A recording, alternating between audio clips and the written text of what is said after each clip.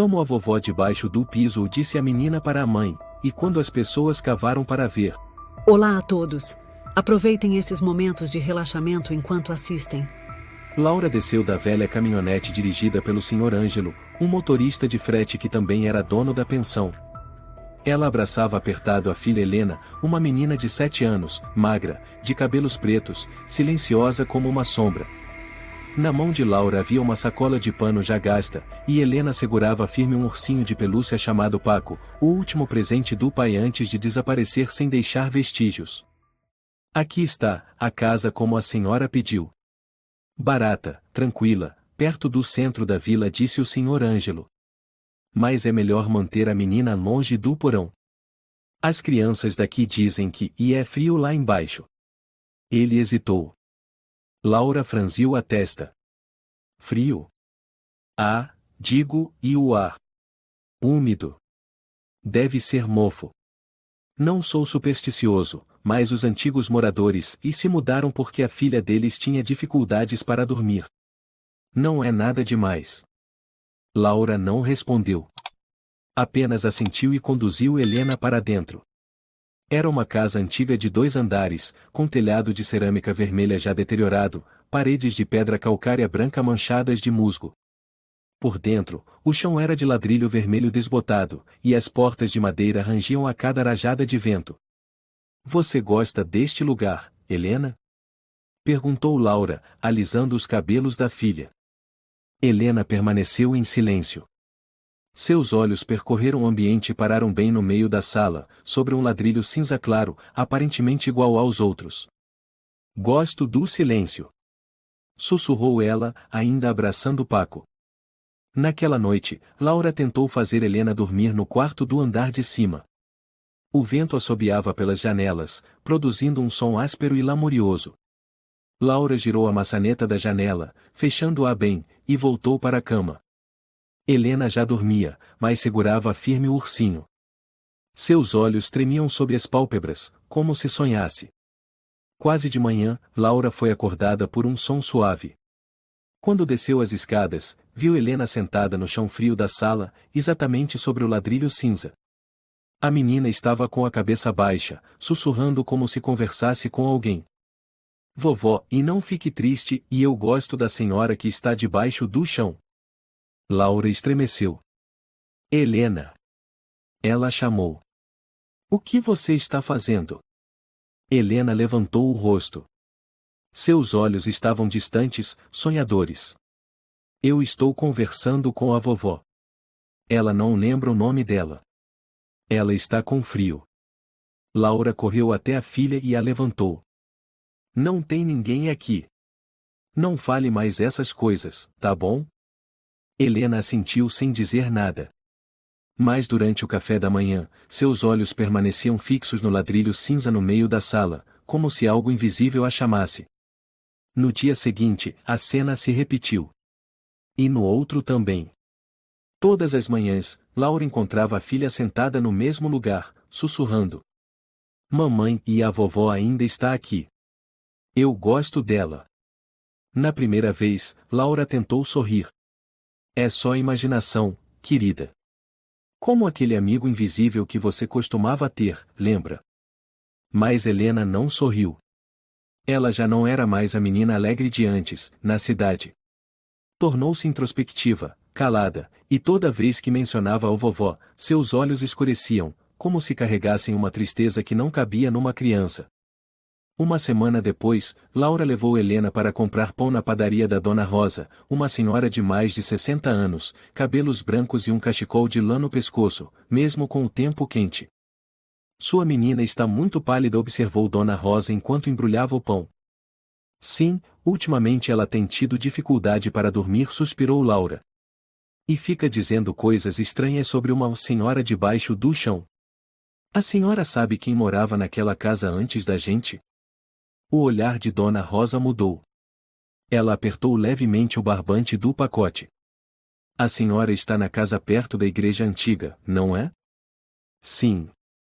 Então, e é melhor não perguntar mais. Aquele lugar não é limpo. Não é limpo? Como assim? Tem coisas e que é melhor deixar quietas. O povo aqui vive da paz. Ninguém quer remexer o que já foi enterrado há tempos.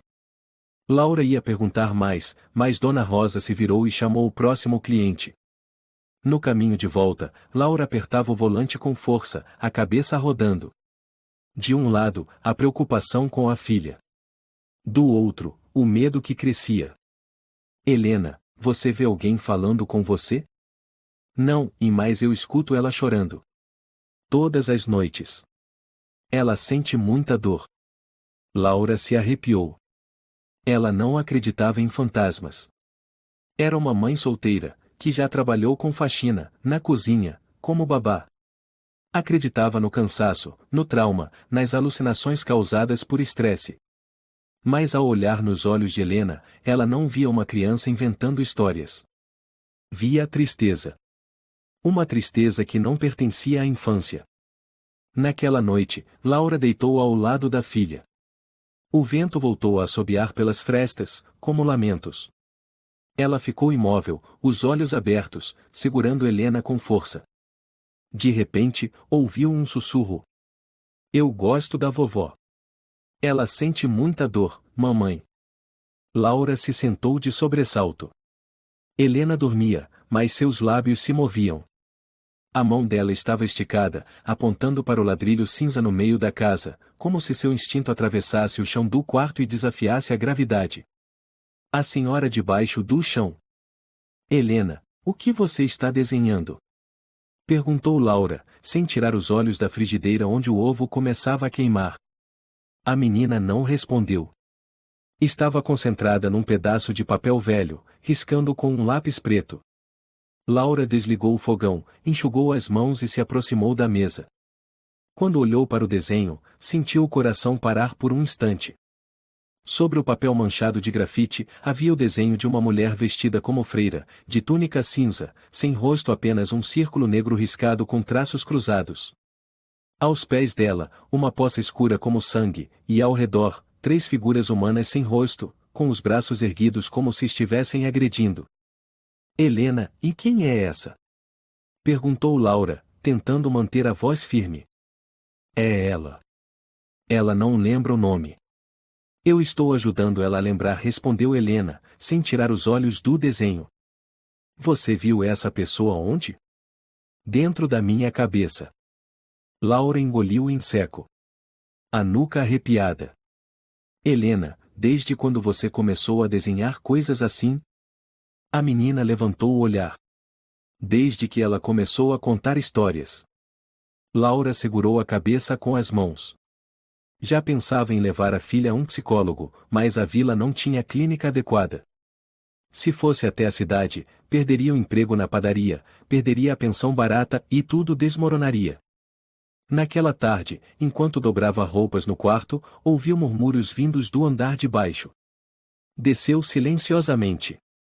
Helena estava deitada de bruços no chão, bem sobre o ladrilho. Murmurava baixinho, mas o tom e não era de criança. Era uma voz rouca, trêmula, de senhora. Dói, e eles me amarraram e riram, e tão frio, e tão frio. Helena! Gritou Laura, correndo para pegá-la no colo. A menina não reagiu.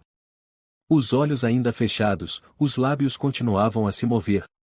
Estou com medo, e eles mantêm ela aqui embaixo.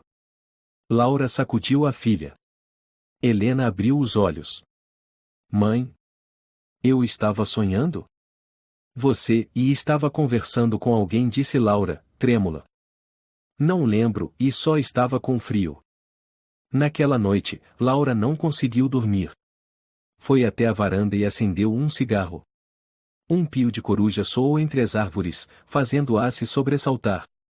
Ao voltar, viu Dona Rosa do outro lado da cerca de pedras.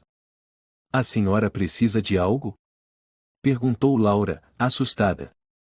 Ouvi, e a menina? Ela falou com a senhora de novo? Laura ficou em silêncio por um instante. A tal senhora, e quem é ela? Minha filha anda dizendo coisas estranhas. Dona Rosa se aproximou, cochichando, vou lhe contar algumas coisas, e mais a senhora não pode repetir para ninguém da vila. Laura assentiu. Quando eu era jovem, ninguém tinha coragem de morar ali. Teve uma família, os Cardoso, um casal muito bom. A filha deles, Ana, tinha 12 anos. Toda noite ela gritava no sono. Dizia que uma mulher estava enterrada debaixo da casa. E o que aconteceu? Eles foram embora no meio da noite. Sem dizer uma palavra. Desde então, todo mundo evita falar daquela casa. Mas a senhora sabe o que aconteceu ali? Dona Rosa olhou ao redor e murmurou: dizem que antigamente ali era um asilo. Depois virou abrigo para freiras durante a guerra. Mas desde os anos 70, ninguém sabe ao certo. A senhora acredita que tem um espírito lá? Dona Rosa não respondeu. Apenas assentiu lentamente e voltou para casa. Laura sentiu o peito apertar. Não acreditava em fantasmas, mas não podia negar que algo estranho estava acontecendo com Helena. Algo muito estranho. Na manhã seguinte, levou Helena à escola da vila. A professora, Dona Isabel, era uma mulher de 30 e poucos anos, cabelo castanho preso num coque, voz suave. A menina está um pouco pálida, disse Dona Isabel. Aconteceu algo com ela? Ela tem tido sonhos estranhos. Faz desenhos assustadores. Fala sozinha. Dona Isabel refletiu. Pode ser a mudança de ambiente. Muitas crianças reagem assim quando se mudam. Vou observar e avisar se notar algo. Laura agradeceu. Mas ao meio-dia, quando voltou para buscar a filha, Dona Isabel saiu com o rosto tenso. Dona Laura, e hoje Helena fez esse desenho durante a aula de artesanato, disse, entregando uma folha de papel com tinta guache.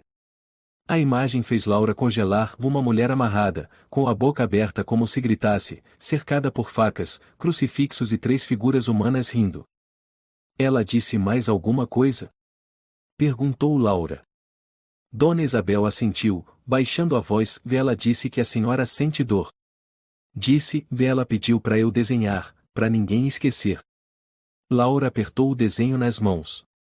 As tintas borradas pelas mãos molhadas de Helena tornavam a imagem ainda mais assustadora. Naquela noite, Laura ligou para o Sr. Ângelo, o dono da casa. Sr. Ângelo, eu preciso saber claramente quem foi a última pessoa a morar aqui antes de mim. E a senhora está me ligando a essa hora para perguntar isso? Me responda. Eu não sei direito. O antigo dono era o Sr. Fabiano. Ele faleceu. O filho dele vendeu a casa para mim e se mudou. Ninguém gosta de falar do passado por aqui. Eu não quero ouvir advertências. Eu quero a verdade. É tudo o que eu sei. A senhora devia deixar isso quieto, Dona Laura. Minha filha está sendo afetada. Eu não posso ficar quieta. As pessoas da vila não gostam de quem cutuca o passado. Estou lhe avisando com sinceridade. Laura desligou. Suas mãos tremiam. Olhou para Helena, sentada no chão da sala, murmurando de novo. O nome dela é Maria, mas todo mundo chamava ela de louca. Helena. Quem te falou esse nome? Eu não sei. Ela me contou no sonho. Ela chorava e foi amarrada e jogaram cimento. Laura ficou paralisada. Sua boca secou, as têmporas pulsavam forte. Ela se ajoelhou e apertou Helena nos braços. Filha, está tudo bem e a mamãe está aqui. Helena não retribuiu o abraço. Apenas sussurrou. Eu tenho medo, e se ela ficar com raiva? Laura sentou imóvel diante do pequeno espelho no banheiro. O vapor embaçado refletia seu rosto abatido, os olhos fundos de tantas noites sem dormir. O som das gotas caindo da torneira com vazamento batia ritmado, como um relógio contando os segundos para algo que estava prestes a acontecer. Helena. Ela sussurrou. Com quem você anda falando? Na manhã seguinte, depois de deixar Helena na escola, Laura foi direto à biblioteca da cidade. Era um prédio antigo de pedra, na praça central, com telhado de cerâmica vermelha e cheiro típico de mofo. O bibliotecário era um senhor idoso chamado Ernesto, de cabelos brancos, óculos grossos e olhos semicerrados como se desconfiasse de tudo. Bom dia, disse Laura, fazendo um leve aceno. Eu gostaria de consultar arquivos antigos e jornais da década de 70. O senhor Ernesto olhou para ela por cima dos óculos. O que leva uma moça tão jovem a se interessar por papéis empoeirados? E quero saber mais sobre a história da região onde moro. Que região exatamente? Perto da Igreja Velha e uma casa com piso de ladrilho vermelho. Ernesto pausou por alguns segundos. Depois se levantou e entrou sem dizer palavra. Voltou pouco depois com uma caixa de papelão empoeirada, amarrada com uma fita de tecido mofada. Arquivos dos jornais locais de 1965 a 1980. Leia à vontade. Mas não perca nada. São raridades. Obrigada. Laura se sentou. Suas mãos tremiam ao folhear cada folha amarelada. O cheiro de tempo e verdade esquecida pesava sobre o peito. Diversas manchetes desfilavam diante de seus olhos: Festa da Primavera em São Roque, jovem desaparecida na floresta, grande tempestade de 1971. Até que, em uma página com a borda rasgada, leu uma frase que a atingiu como um soco. Irmã Maria Almeida desaparece misteriosamente. São Roque, junho de 1974. Laura virou a página com mais cuidado. A matéria era curta, mas perturbadora. Irmã Maria Almeida, 28 anos, servia na igreja principal da vila e desapareceu desde o dia 12 de junho. A última pessoa a vê-la teria sido o padre Lourenço, sacerdote muito respeitado na comunidade. Segundo a igreja, a irmã Maria vinha apresentando sinais de instabilidade mental e pode ter deixado a vila por conta própria. Não foram encontrados indícios de violência. O caso é tratado como desaparecimento. Laura leu e releu aquele nome, de Maria Almeida. Sentia como se já tivesse ouvido Helena sussurrá-lo em sonho, ou enquanto falava sozinha com o chão gelado. Folheou mais arquivos, mas não havia mais nada. A história simplesmente parava ali. Como se alguém tivesse feito questão de enterrá-la. Senhor Ernesto chamou ela. O senhor lembra de algo sobre o desaparecimento da freira? Ele ergueu os olhos lentamente. Faz muito tempo. Eu era estudante na época. A irmã Maria era doce, ajudava os pobres e até que um dia sumiu. Nunca acharam o corpo. O padre Lourenço disse que ela tinha problemas mentais e foi embora sozinha. Ninguém suspeitou de nada? Moça, naquela época a palavra de um padre era lei. Laura permaneceu em silêncio. Sabia que precisava ir mais fundo. Naquela noite, Helena teve febre alta. Estava deitada, abatida, com olheiras e os lábios secos, delirando. Eu vi ela, e ela estava com um bebê, e chorava, e mais ninguém acreditava. Laura estremeceu. Colocou um pano úmido na testa da filha. Helena murmurava, a voz fraca, como se outra pessoa falasse por ela. Eles amarraram ela. Disseram que ela era louca. Mas ela não era. Ela estava grávida e ninguém acreditava. Chega, meu amor, e não fala mais. Laura a abraçou com força. A chuva começou a cair pesada do lado de fora. Cada gota parecia bater diretamente no coração de Laura. Ela ficou ali, no escuro, com Helena nos braços, a mente girando com perguntas. Se Maria estava grávida, e se foi chamada de louca, e quem seria o pai? Ela lembrou da reportagem e a última pessoa a ver Maria foi o padre Lourenço. Na manhã seguinte, Laura foi à casa do Sr. Antônio Gomes, um ancião conhecido como o mais velho de São Roque. A casinha ficava na beira da floresta, o telhado coberto de folhas de pinheiro e as paredes marcadas pelo tempo. O Sr. Antônio abriu a porta com um olhar entre reconhecimento e curiosidade. Eu sei quem você é. É a moça que alugou a casa perto da igreja, certo? Sim. Eu preciso perguntar sobre o passado. Sobre a irmã Maria Almeida. O homem ficou sério. Achei que esse assunto estivesse enterrado para sempre. Mas minha filha, e está revivendo essa memória. Ele saiu até a varanda e apontou para uma cadeira. Sente-se. Não sei de tudo, mas sei de coisas que não saíram nos jornais.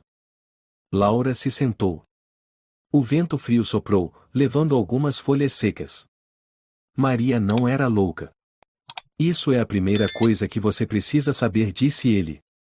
Era gentil, educada, mas um dia começou a evitar todos. Não ia mais à missa, não saía do quarto. A fofoca era que estava grávida. E quem seria o pai? Ninguém tinha coragem de dizer. Mas ouvi coisas, e de uma empregada da casa paroquial. O que ouviu? Que o padre Lourenço entrava no quarto dela muito tarde, várias noites. E que depois que ela engravidou, ele mandou 2 homens do vilarejo resolverem a situação. Laura apertou os punhos. E então ela desapareceu? Não. Naquela noite, alguém ouviu gritos vindo da casa onde você mora. Alguém. Dona Carmen. Já faleceu. Então. Maria nunca saiu daquela casa. Eu acredito que não. Laura se levantou, a cabeça girando. Obrigada, senhor. Obrigada por não ficar calado como o resto da vila. Mas tenha cuidado. Há verdades que, se tocadas, podem te expulsar daqui. Eles não querem o passado de volta. Eu não tenho medo. O que eu temo é ver minha filha se perder, se eu fingir que nada está acontecendo. Laura sentou sozinha na sala de estar, a luz fraca do teto caía sobre o ladrilho cinza que Helena sempre apontava. Ela colocou o jornal antigo e o desenho da filha lado a lado sobre a mesa, as mãos trêmulas.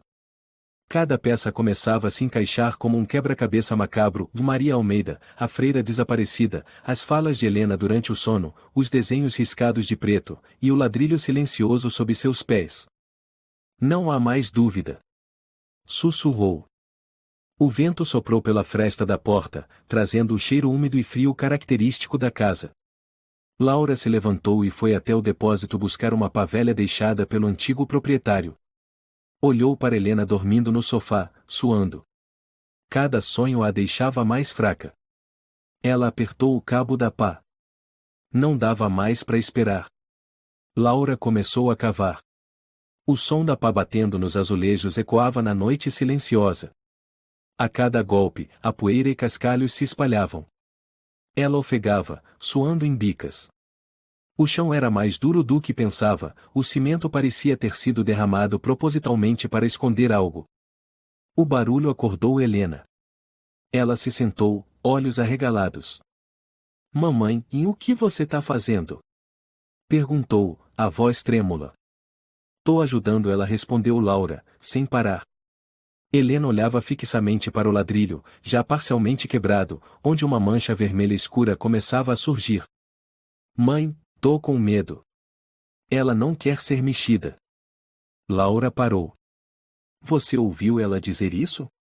Não, e mais eu sinto. Antes que Laura respondesse, ouviu-se uma batida forte na porta. Bam! Bam! Bam! Laura se assustou. Largou a pá e foi até a porta. Quem é? Sou eu, Ângelo. Gritou o dono da casa. O que diabos a senhora tá fazendo aí dentro? Laura abriu a porta. Do lado de fora, além de Ângelo, estavam 3 vizinhos, o Juliano, Mateus e Carlos. Homens que antes a cumprimentavam, agora a olhavam com desconfiança. Ouvi barulho de escavação. Os vizinhos avisaram. O que está acontecendo? Perguntou Ângelo, sério. Estou cavando o chão. Tem um corpo aqui embaixo. Todos ficaram em silêncio. Mateus franziu a testa e soltou uma risada. Tá brincando? Acha que tá num filme policial? Não é brincadeira. Tenho provas. Tem sangue, tem o véu de uma freira, tem uma carta. Você não faz ideia do que está despertando, interrompeu Juliano, em tom severo. Laura o encarou. Estou despertando a verdade. Aquela que vocês enterraram aqui embaixo. Você não é daqui, disse Carlos, dando um passo à frente. Não entende as regras desta vila. Tem coisas e que é melhor deixar quietas. Que regras?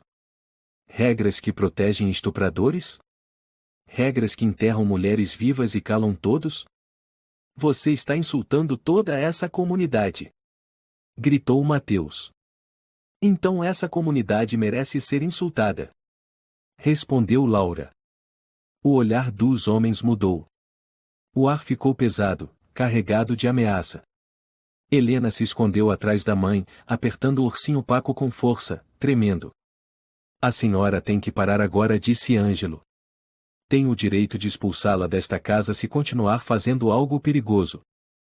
Pode me expulsar, Laura desafiou. Mas eu vou levar isso à imprensa. À polícia. A qualquer um que quiser ouvir. Juliano cerrou os punhos e se aproximou, encarando-a. Este é o último aviso. E esta é minha decisão final, disse Laura, e bateu a porta com força. Do lado de fora, os passos apressados e furiosos ecoaram e depois desapareceram. Laura se virou, o coração disparado. Helena olhou para a mãe, com os olhos marejados. Mamãe vai ficar bem? Nós vamos ficar bem, Laura abraçou com força. Eu prometo. Ela voltou a cavar. Depois de quase 2 horas exaustivas, finalmente, sob a camada de terra endurecida e cimento cinza, surgiram 3 objetos: um véu deteriorado, já rasgado, uma cruz de bronze quebrada e oxidada, e logo abaixo, uma mancha de sangue seco, enraizada no chão, escura como ferrugem. Laura engasgou. Pegou a cruz com a mão. Naquele exato momento, Helena gritou. Mãe! Não! Seu corpo se contorceu. Ficou rígido, olhos virados para cima. Laura, desesperada, largou a cruz e correu até a filha. Helena! Filha! Olha para mamãe! Ela não reagia. A boca aberta, gritando sons ininteligíveis. Laura a pegou nos braços, levou para o quarto e a deitou na cama. Pegou um pano frio, chamou o nome da filha, deu leves tapas no rosto. Helena! Sou eu, mamãe. Estou aqui. Depois de alguns minutos, o corpo dela foi relaxando, os olhos se fecharam, respirava rápido, como se tivesse fugido de um pesadelo. Laura desabou no chão, mãos trêmulas. O olhar voltou-se para a cruz ainda caída no chão, refletindo uma luz estranha, avermelhada, vinda da lâmpada acima. Ela sabia que aquilo não era imaginação. Nem alucinação. Ela havia tocado numa dor verdadeira, enterrada. Um espírito que nunca descansou, uma história que a vila inteira quis esquecer. Laura murmurou entre lágrimas. Você vai ficar bem, filha, e eu vou descobrir tudo. Eu prometo. Na manhã seguinte, Laura ficou sentada no chão da sala, com o olhar perdido no buraco aberto no piso. Ao lado dela estavam a cruz de bronze quebrada, o véu podre, e um novo objeto que ela encontrou após remover o restante da terra num canto. Era uma pequena bolsa de seda, deteriorada, embrulhada com um pano velho e prensada entre 2 pedaços de tijolo quebrado. Laura abriu. Dentro havia uma carta protegida por plástico. A tinta estava desbotada pelo tempo, mas ainda legível. Com as mãos trêmulas, ela leu. Se alguém encontrar esta carta, é porque provavelmente estou morta. Meu nome é Maria Almeida, sou freira em São Roque. Fui estuprada pelo padre Lourenço e 2 homens da vila. E estou grávida. Rezei, supliquei, mas ninguém acreditou em mim. Disseram que eu era louca. Tenho medo de que me matem para me silenciar. Se eu desaparecer, por favor, me procurem, e estou sob o piso da casa ao lado da antiga igreja. Digam ao meu filho que eu nunca o abandonei. Não deixem que a verdade seja enterrada comigo. Laura deixou a carta cair. Estava em choque. Aquilo não era mais suposição, nem lembrança nebulosa. Era o testamento final de uma mulher enterrada viva por ter ousado falar a verdade. Helena, e você escutou tudo isso antes de mim. Ela se virou para a filha, que ainda dormia no sofá, o suor molhando as têmporas. Mas quando se aproximou, Helena sentou-se de repente. O olhar dela e não era mais o de uma criança de 7 anos. Ela estava grávida. Eles obrigaram ela a ficar calada. Disse com uma voz rouca, grave, cheia de raiva. Helena. Laura recuou. O que está acontecendo com você? A gente avisou. Mas ninguém acreditou. Ninguém. Quem é você? Helena virou-se lentamente para a mãe, o olhar vazio. Ela sentia dor. Ela foi amarrada. Os 3 seguraram ela. Depois, riram. Ela chorava. Ninguém apareceu. Laura levou a mão ao peito, sentindo como se o coração estivesse sendo esmagado. Helena, por favor, para. Sou eu. Olha para mamãe. A menina inclinou a cabeça. Você foi a única que ouviu. A única que cavou. De repente, ela desabou no sofá, os olhos fechados. Laura correu até ela, as mãos gélidas como pedra. Helena abriu os olhos, soluçando. Mãe, e eu não consigo controlar e eu não quero que ela entre em mim. Laura chorava. Eu sei. A mamãe vai te proteger. Eu prometo. Então, e o chão tremeu levemente. Laura prendeu a respiração. Colocou a mão sobre o piso. Bum! Bum! Muito suave, mas claro, como se fosse uma respiração subterrânea. A casa começou a piscar, a luz da sala oscilando como se houvesse uma pane elétrica. Laura abraçou Helena com força, os olhos procurando ao redor. A porta da cozinha se abriu sozinha, rangendo e num som longo e lento. Mamãe! Helena gritou, enterrando o rosto no colo da mãe. Então, e da sala de estar, um cheiro metálico começou a se espalhar forte, penetrante, como sangue. Laura pegou um pano úmido e cobriu o nariz. Respirava com dificuldade, o coração batendo tão forte que seu peito parecia prestes a estourar. Ela olhou para o espelho na parede. E atrás de si, estava uma figura. Era uma mulher idosa, vestindo um hábito rasgado, o rosto roxo e inchado, os olhos completamente brancos. A boca estava aberta, e o sangue escorria pelo pescoço. Laura se virou bruscamente, mas não havia ninguém. Porém, no espelho, e ela ainda estava lá. Helena se encolheu, tremendo. Ela está muito brava e ela quer que todos saibam. Nós vamos contar para todos. Mas não machuque mais minha filha. Não machuque mais a Helena. Laura gritou em direção ao vazio, na esperança de que alguém a ouvisse. Todas as luzes da casa se apagaram de uma só vez. Restaram apenas os sons da chuva, trovões distantes, e a respiração ofegante de Laura. Helena! Onde você está? Helena! Tô aqui. A voz da menina soou, mas vinha da cozinha. Não corra por aí. Laura correu até a cozinha. Não havia ninguém. Helena? Passos leves vieram do andar de cima. Laura subiu correndo, quase tropeçando na escada. A porta do quarto estava escancarada. Ela entrou, o frio era cortante. Helena estava em pé no meio do quarto, de olhos fechados, braços erguidos para o alto. Ela disse, e que taparam a boca dela com um pano, e ela não conseguia respirar, mas ela lembra de tudo. Helena! Você está me ouvindo? Onde você está? Ela viu a luz. Mas eles a puxaram de volta. O cimento era tão frio. Laura gritou. Chega! Você não é um sacrifício. Quer justiça? Eu vou conseguir justiça. Mas não à custa da vida da minha filha. De repente, um vento forte soprou pela janela mesmo fechada, fazendo as cortinas voarem, e as velas se apagarem.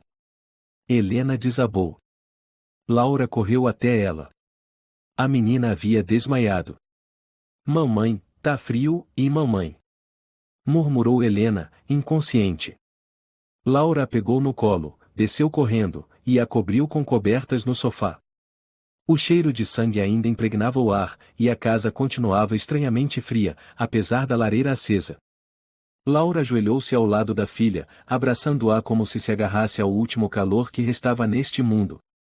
De repente, o sino da igreja começou a tocar sozinho, ecoando pela noite. Dom! Dom! Dom!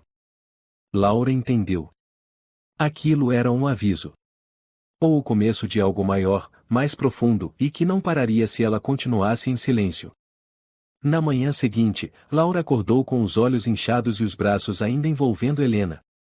A menina dormia profundamente, depois de uma noite aterrorizante, às vezes gemendo como se lutasse contra algo que não pertencia ao seu corpo. Laura se levantou, trocou de roupa, lavou o rosto e colocou a carta da freira Maria, a cruz quebrada e o véu rasgado em uma bolsa de pano. Seu olhar já não era de medo, era de fúria, de decisão. Fica em casa, tá bem, Helena? Disse, beijando a testa da menina. A mamãe vai fazer o que é certo. Ela caminhou até a prefeitura da vila, um casarão de 2 andares com reboco caindo das paredes, o brasão antigo da República pendurado sobre o arco da entrada. No escritório, estava o prefeito Paulo Rocha, um homem barrigudo, com cabelo dividido milimetricamente ao meio, sempre com um ar de autossatisfação. Dona Laura? O que a traz aqui tão cedo? Ele perguntou, olhando da mesa para a bolsa que ela carregava. Vim entregar provas de um assassinato cometido nesta vila, em 1974. O prefeito arqueou as sobrancelhas. Que assassinato? O desaparecimento da freira Maria Almeida. O ambiente ficou tenso. Isso, e já foi encerrado há muito tempo. Ninguém nunca provou que ela foi assassinada. Agora está provado. Laura tirou da bolsa a carta plastificada e a colocou sobre a mesa. Carta escrita por Maria. Encontrada dentro de uma bolsa de seda enterrada sob o piso da minha casa exatamente onde Helena apontou. Paulo pegou a carta, leu rapidamente. Seus olhos pararam na frase "e se eu desaparecer, procurem por mim debaixo da terra". Onde a senhora conseguiu isso?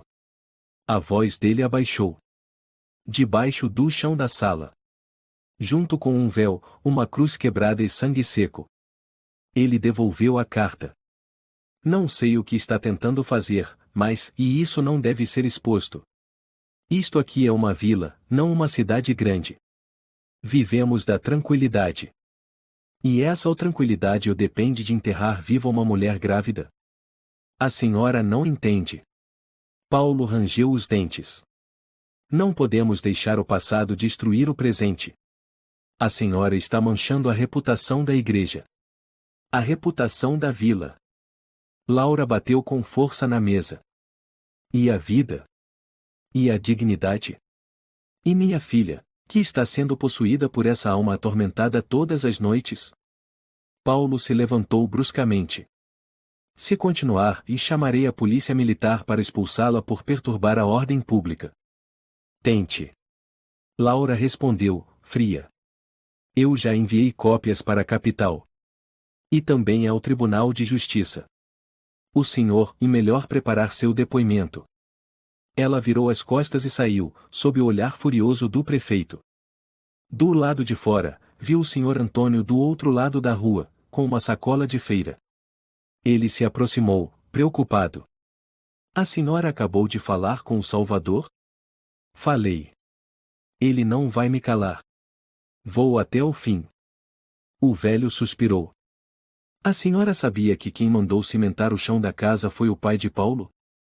Laura parou. Ele foi um dos 3 homens e que estavam lá naquela noite.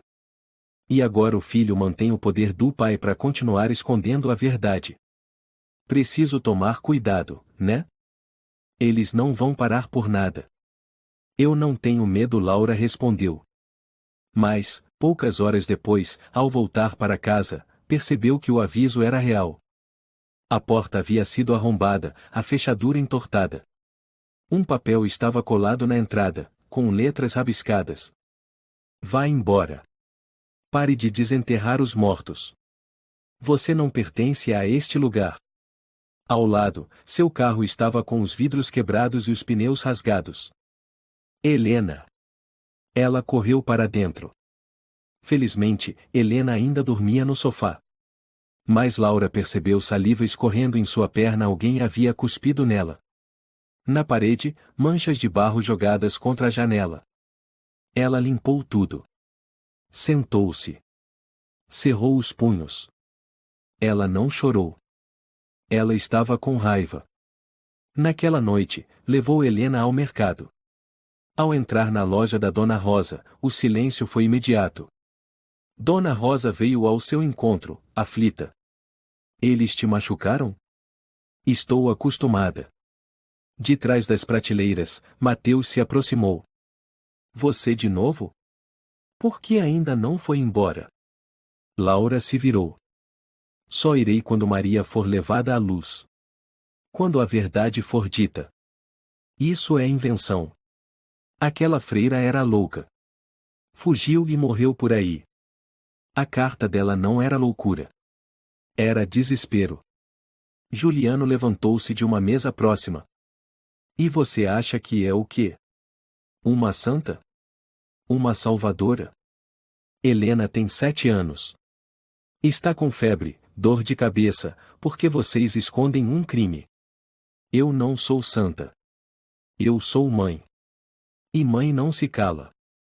Uma mulher, Lúcia, dona da banca de hortaliças, gritou. Chega! Você está apavorando nossos filhos. Eles choram à noite por causa do fantasma da Maria. A culpa é sua. E Helena tem culpa de quê? Laura gritou. Porque os culpados são protegidos e a criança é amaldiçoada. O mercado inteiro ficou em silêncio. Então Mateus cuspiu no pé de Laura. Você devia calar a boca.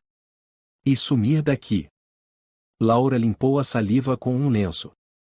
Eu vou embora. Mas antes, todos vocês vão saber a verdade. Ela saiu com Helena pela mão, sob os olhares de ódio, medo e culpa. Naquela noite, na sala de estar, Laura abriu a carta novamente. Colocou a cruz sobre a mesa e pousou a mão na cabeça da filha. Escuta a mamãe, Helena. Tô ouvindo. Eles podem me odiar, destruir meu carro, cuspir no meu rosto e mais não vão me calar. Helena chorou baixinho. Eu não quero que ela fique brava de novo. E eu não quero que você sofra mais nenhuma noite assim. Eu vou pôr fim a isso. Eu prometo. Laura sentou sozinha, a luz da manhã atravessando a cortina, iluminando seu rosto cansado mas determinado. Sobre a mesa estavam todas as provas, da carta plastificada, a cruz de bronze quebrada, o pedaço do véu, e um pequeno frasco de vidro contendo pedaços de cimento manchados de sangue seco. Helena dormia tranquila no sofá. Os pesadelos haviam diminuído nos últimos dias. Como se o espírito de Maria estivesse esperando por um desfecho. Laura respirou fundo. Era a hora. Ela começou a escrever, linha por linha, com convicção. Ao Tribunal do Estado de Minas Gerais. Meu nome é Laura Oliveira, residente na Vila São Roque. Venho por meio desta fornecer provas relacionadas ao desaparecimento, em 1974, da freira Maria Almeida. Os itens foram encontrados sob o piso da minha casa, onde acreditasse que ela foi assassinada e enterrada viva. Anexou fotos, amostras, cópia da carta e o resultado do exame de DNA que ela havia solicitado secretamente a um laboratório particular, comparando o sangue seco com registros civis de Minas Gerais. Lacrou o envelope e foi aos Correios da Vila. A atendente, uma jovem chamada Beatriz, olhou o envelope pesado, hesitante. Documento judicial, Dona Laura? Sim. Envie o mais rápido possível. Pode decidir o destino de uma investigação. Beatriz observou Laura sair e todos na vila sabiam e ninguém jamais tinha ousado o que ela estava fazendo. Mas todos estavam observando. 2 semanas depois. Laura recebeu uma ligação de um número desconhecido. Alô? Aqui é da equipe de investigação do Estado de Minas Gerais. A senhora é Laura Oliveira? Sim. Recebemos seu dossiê. O tribunal reabriu oficialmente o caso da freira Maria Almeida. Informamos que a equipe forense estará na Vila São Roque na próxima semana. O coração de Laura acelerou. Obrigada e muito obrigada. Precisamos também conversar com sua filha. Há indícios de que ela seja uma testemunha sensível. Levaremos um psicólogo forense. Ela vai colaborar. Já sofreu demais. Ao desligar, Laura olhou para Helena brincando com blocos perto da janela. O rosto da menina parecia mais leve. E no ar. Havia algo mudando. Como se o espírito de Maria estivesse, enfim, prestes a despertar e para a justiça. 2 semanas depois, os carros da equipe de investigação criminal e dos repórteres do jornal Folha de Minas pararam em frente à casa de Laura. Moradores da vila se aglomeraram como se fosse uma procissão. Ninguém ousava entrar na casa, mas murmuravam, apontavam, misturando medo e curiosidade. O chefe da investigação, o inspetor Marcos Nogueira, um homem alto, postura firme e olhar frio, apertou a mão de Laura. A senhora fez o que ninguém nesta vila teve coragem de fazer em mais de 40 anos. Eu só fiz o que qualquer mãe faria, respondeu Laura. Com ele estavam a psicóloga Silvia e o perito Rafael. Eles isolaram a área do piso, analisaram as manchas de sangue, tiraram medidas, coletaram amostras. Rafael se ajoelhou sobre o restante de cimento no chão e usou um analisador portátil. Hemoglobina degradada. Mas o teste deu positivo. É sangue humano.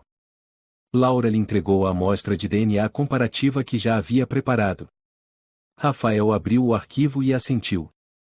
Este segmento genético bate com o Registro Civil de Minas Gerais. Nome: João Almeida, nascido em 1975, filho de Maria. Marcos olhou para Laura. Você conhece esse homem? Nunca o vi.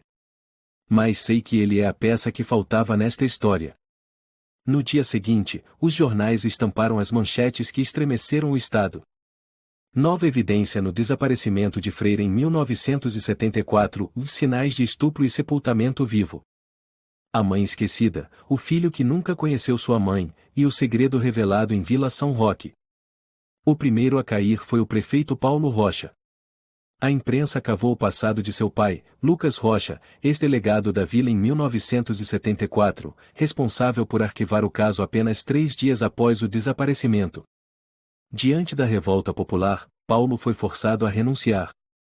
Sua imagem, cercada por repórteres, cobrindo o rosto, sem dizer uma palavra, se espalhou por todos os noticiários. As TVs mostraram a frente da prefeitura onde os moradores erguiam cartazes. Justiça para Maria Almeida. Ninguém tem o direito de silenciar a verdade.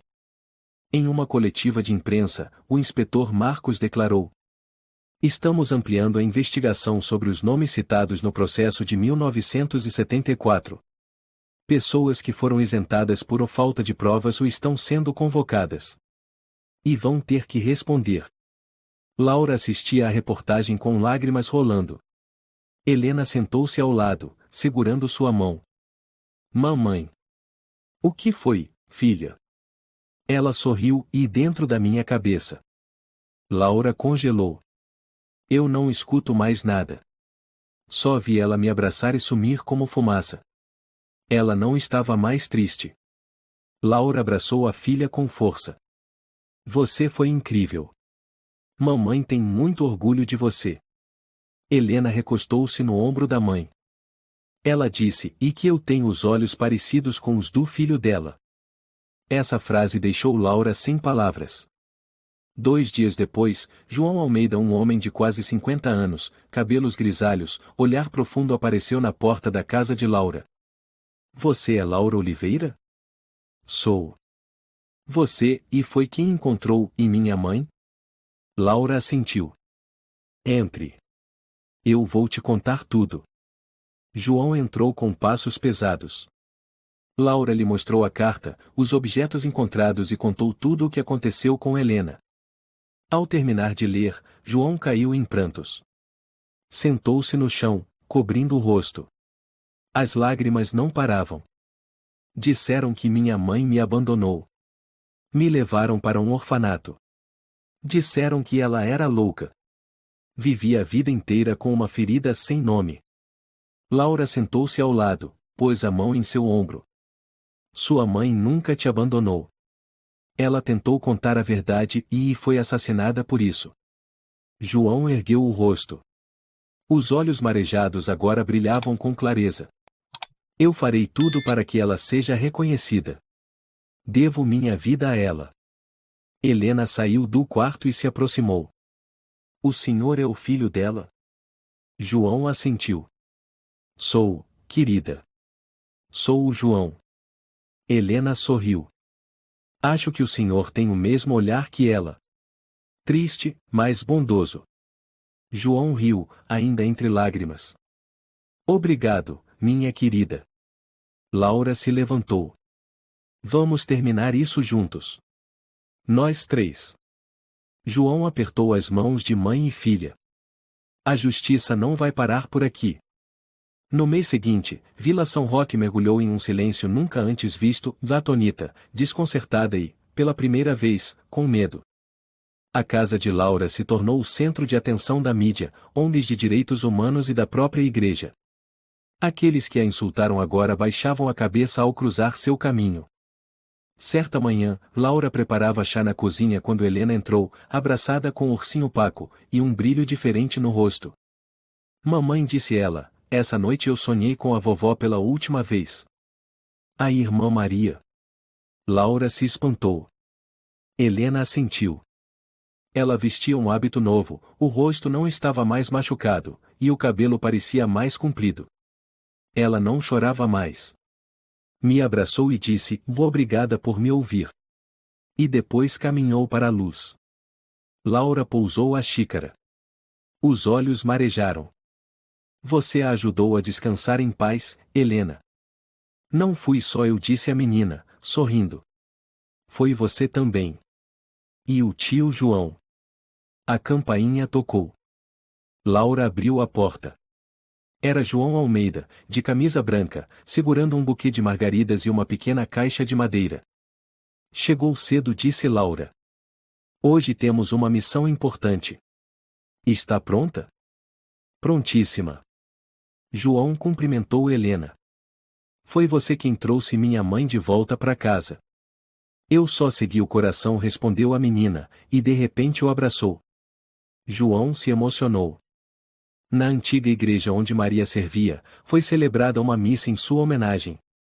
Pela primeira vez em meio século, o sino da igreja tocava pela verdade, e não pelo silêncio. O celebrante foi o padre Joaquim, recém-nomeado após a exoneração do antigo responsável por acobertar o crime. Estamos aqui, disse ele, para devolver o nome a uma mulher que teve a honra, a vida e a fé arrancadas à força. Laura, João e Helena estavam na primeira fila. Ao lado, Dona Rosa e o Sr. Antônio, os primeiros a se posicionar ao lado da verdade. A foto de Maria foi colocada no altar, acima de uma lápide de granito recém-instalada. Maria Almeida, a mãe esquecida, agora reencontrada na verdade. A cruz de bronze restaurada foi posicionada no centro da lápide, brilhando como uma cicatriz curada. Após a cerimônia, no pátio da igreja, repórteres cercaram Laura. Senhora Laura, pode compartilhar o que sente agora? Laura olhou para a câmera, firme. Isto não é uma vitória minha, é a justiça de quem ficou sepultada por 50 anos. Uma alma enterrada viva na dor, agora chamada pelo nome. E minha filha, Helena, foi quem escutou esse chamado. Helena apertou a mão da mãe e falou ao microfone. Eu não vi ela, e com os olhos. Eu vi com o coração. A multidão se emocionou. João subiu ao púlpito, abraçou Laura e Helena diante de todos. Perdi minha mãe antes mesmo de nascer, disse ele. Mentiram para mim, chamaram ela de louca. Mas graças a elas, hoje eu abraço minha mãe com a verdade. Os moradores da vila, em silêncio durante toda a cerimônia, começaram a chorar. Idosos, jovens, mulheres, todos se entreolhavam com vergonha, arrependimento e, enfim, respeito. Dona Lúcia, que havia insultado Laura no mercado, se aproximou.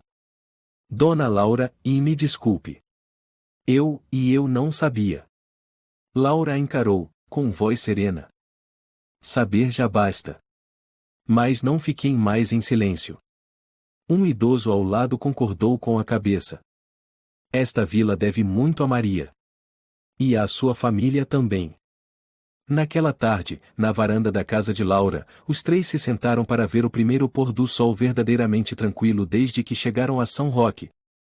Vou sentir saudade da vovó para sempre, sussurrou Helena, ainda abraçada ao Paco.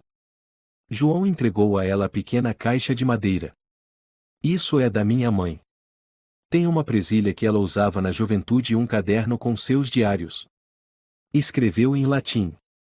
Quer ficar com ele? Helena abriu a caixa com cuidado. Eu vou cuidar com muito carinho. Eu prometo. Laura olhava para o horizonte. Existem dores que não desaparecem. Mas podem ser curadas se tivermos coragem de enfrentá-las. João assentiu. E há almas que não precisam de orações, e sim da verdade. E de alguém como a mamãe, disse Helena, abraçando Laura. Uma semana depois, o governo estadual organizou uma cerimônia especial em Belo Horizonte. Laura foi homenageada como cidadã corajosa pela justiça e dignidade. Durante o discurso, o presidente do tribunal declarou: hoje homenageamos uma mãe, uma mulher, uma cidadã que enfrentou 50 anos de silêncio para devolver um nome a uma mulher esquecida. Laura Oliveira é a prova viva de que a verdade nunca morre. A plateia aplaudiu de pé, por vários minutos. Helena sorria, radiante, vendo a mãe subir ao palco para receber a medalha. Naquela noite, ao voltar à vila, Laura abriu a porta da casa que antes abrigava sombras. Mas agora, não havia gemidos, nem cheiro metálico, nem frio sobrenatural. Só Helena brincando com o Lego no chão exatamente onde antes havia um ladrilho cinza que assombrava seus sonhos. Mamãe, disse a menina, ela não está mais aqui. Mas eu acho que, e ela está num lugar muito bonito agora. Laura se agachou, acariciando os cabelos da filha. Eu também acredito. Ela se foi, e mais deixou uma lição importante. Qual, mamãe? Que não há nada mais assustador do que o silêncio diante do mal. Helena assentiu. Mamãe, e acho que a gente não é mais forasteira. Por quê? Porque agora, e as pessoas da vila estão começando a me cumprimentar. Laura sorriu. Então quebrar o silêncio, e também pode abrir os corações das pessoas. Ela olhou pela janela, onde a luz da lua iluminava suavemente o quintal como um cobertor sereno. O vento passava leve, trazendo o perfume das margaridas brancas. Não havia mais espírito irado. Nem choro nos espelhos. Só a paz final. A história de Laura, Helena e o espírito de Maria Almeida nos ensina que a verdade, mesmo enterrada por décadas, sempre encontrará um caminho para se manifestar. O silêncio diante do crime é a cumplicidade mais perigosa. Uma única pessoa corajosa pode transformar toda uma comunidade se escolher o lado da justiça. A empatia, o amor materno e a integridade têm o poder de curar feridas históricas. E, por fim, somente ao encarar a verdade o ser humano pode encontrar a verdadeira paz em vida e depois da morte. Se você gostou desta história, convidamos você a dar um like e se inscrever em nosso canal. Seu apoio nos motiva a continuar trazendo histórias comoventes quase todos os dias. Estamos muito agradecidos pelo seu apoio. Até breve.